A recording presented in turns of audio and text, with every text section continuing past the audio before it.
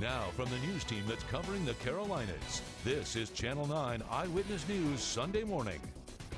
We're following breaking news this morning. An adult and two children are at the hospital after an overnight fire at their Southwest Charlotte apartment complex. The information just into our newsroom about how it started. But first, it is a bitter cold morning outside with temperatures in the 30s. We are tracking how long you'll need to keep the winter jacket out this week. Good morning. I'm Elsa Gillis. And I'm meteorologist Vicki Graff. And we're not kidding about that winter jacket. No, it certainly is cold this morning, and that's all thanks to a front that moved through overnight. Now, not only is it cold, but for a brief window around 2 o'clock in the morning, we had a little bit of snow in Charlotte. We got several reports coming in on Facebook and on Twitter of people seeing some wet snowflakes. They didn't stick, and it's already moving out of here, but we did have a trace at the airport, and that makes it record snowfall for the day.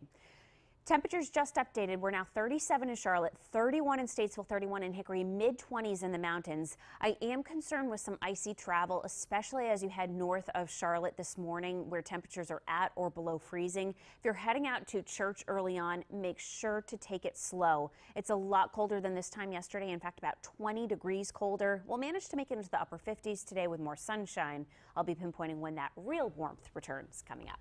This is more like the weather you see up north where it can't commit to spring than down here. Exactly. Crazy. Or what we see in January. Yeah. All right. Thanks, Vicki. Back to that breaking news now in Southwest Charlotte. In the last 10 minutes, firefighters say unattended cooking caused a fire overnight that sent an adult and two children to the hospital. The fire happened just before 1 this morning at an apartment complex on Rosethorn Place. That's off Clanton Road. Nearly 40 firefighters rushed to the scene and found at least one apartment filled with smoke. They rescued an adult and two children who were seriously hurt. No one else was injured. And breaking in Gaston County, police are investigating an armed robbery that happened around 3 this morning. Communications told Channel 9 the Circle K on North Chester Street off I-85 was robbed. They've not said if they've arrested anyone or if anyone was hurt. Overnight, South Carolina Congressman Ralph Norman posted on Facebook about an event he held Friday at a Rock Hill diner that's getting a lot of attention. We told you yesterday morning he pulled out a loaded gun during a Coffee with Your Congressman event. He posted late last night calling it setting the record straight.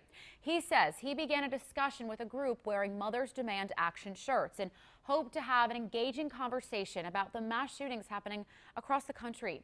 Norman says he told the group the breakdown in moral and spiritual values is mostly to blame.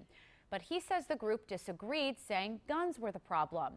That's when Norman says he placed his gun on the table and said guns don't shoot people as a way to prove a point. He says no one said they felt threatened, but not everyone agrees with that statement.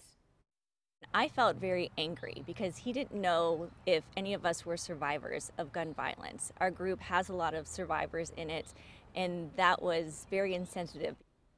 Congressman Norman ended his Facebook post overnight by saying, quote, "I welcome and encourage the conversation of solving the problem of innocent lives taken, ensuring our children's safety in schools, improving background checks, and addressing our country's mental health issue."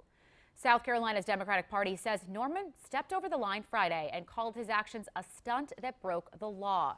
The group is calling for his concealed carry license to be revoked and SLED to investigate.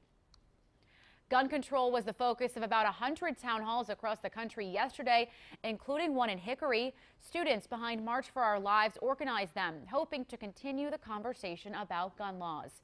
Organizers left empty seats for lawmakers from both parties who didn't attend to symbolize their absence from the conversation. Gaston County commissioners are trying to ensure every school has a full-time police presence following the deadly Florida school shooting. Our partners at the Gazette report Commissioner Tracy Philbeck believes the district needs 16 more officers to ensure that full-time presence. He says it would cost $1.5 million to hire the officers, but the commission is looking at ways to do it for $500,000. Philbeck says the earliest commissioners will vote is April 20th. And on Tuesday, Charlotte City Council member Dimple Ajmira will hold a town hall with CMPD and CMS. They'll discuss how to keep CMS schools safe for all students.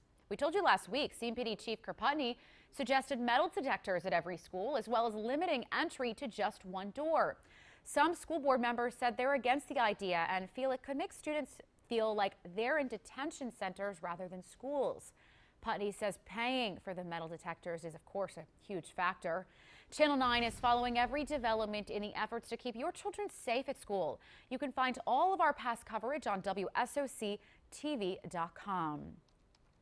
Overnight, we learned a man died in this massive fire that tore through the inside of Trump Tower in New York City.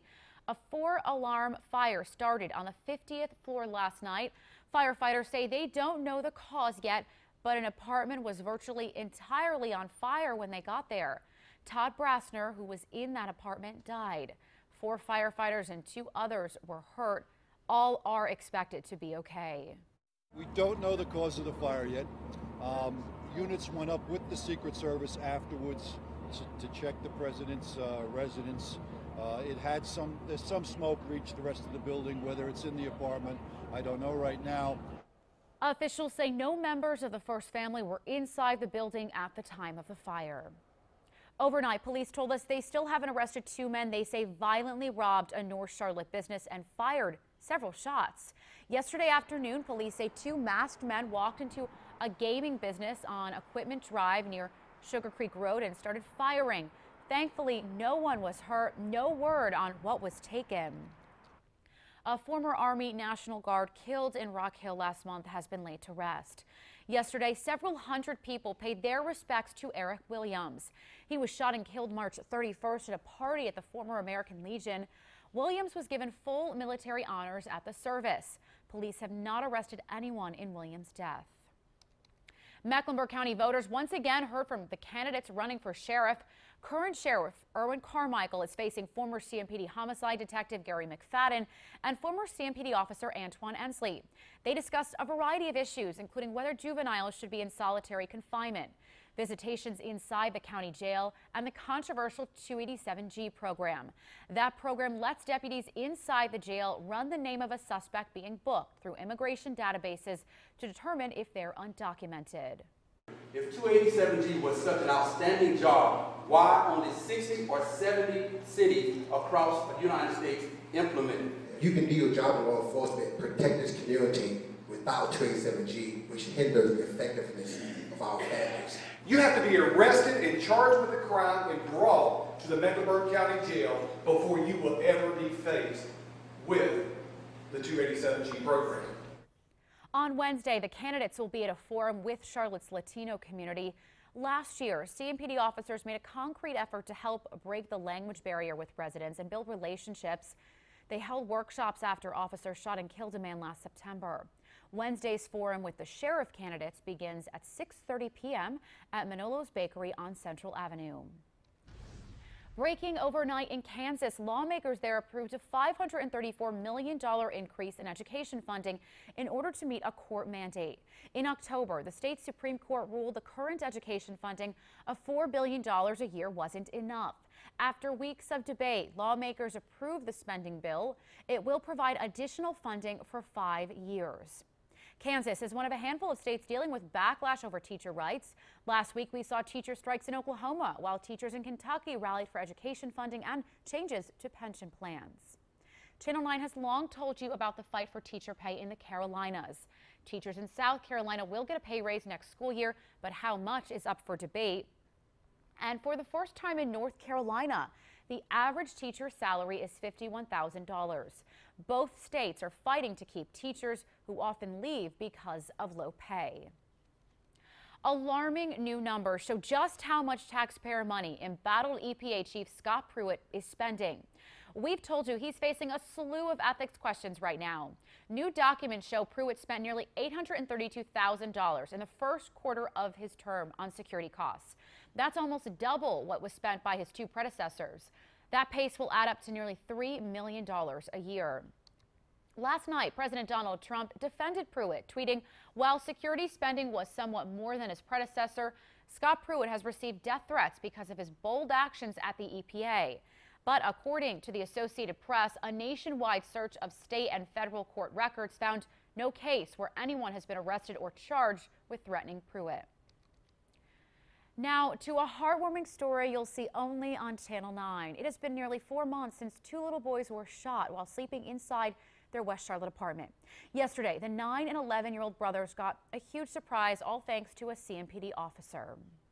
Situations like this allow me and other officers to be able to show the community that we really do care.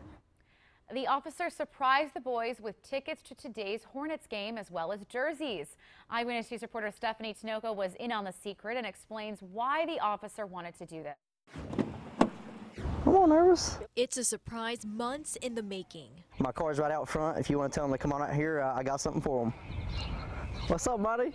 Officer Caleb Costner responded to a devastating call on December 21st. Someone shot into a West Charlotte apartment on Leek Street 7 times. Bullets pierced 11-year-old Daryl and 9-year-old Jeremiah while they were sleeping. One of the worst calls you can get being a law enforcement officer. And he was the officer that came on site, the first officer that responded to it. So, you know, I'm really grateful. Officer Costner has made it his personal mission to check up on this family and give them a surprise of a lifetime. These are some strong kids. It took a little legwork and a few conversations with Hornets player Mike "Kid" Gilchrist. I reached out to him and I said, hey, I've got this situation. What do you think? And he was like, I love it. To make this possible. How's that sound? We're going to the Hornets game tomorrow. And we're going to be sitting lower levels. As much my kids went through, and for someone to put a smile on their face, this is wonderful to us. In Charlotte, Stephanie Tinoco, Channel 9 Eyewitness News. What a great story. The family says the boys are still recovering but are beyond excited for today's big game. CMPD is still investigating the shooting. Channel 9 has extensive coverage of the boys' journey to recovery and yesterday's big surprise on the homepage of WSOCTV.com. All right, it is 7:11 right now. This is a live look from our Lake Norman cam as the sun comes up on this Sunday morning. Meteorologist Vicki Graff is in Severe Weather Center 9. And Vicki, we might actually see that sun today. We finally will see more sunshine today after a cloudy and rainy day yesterday.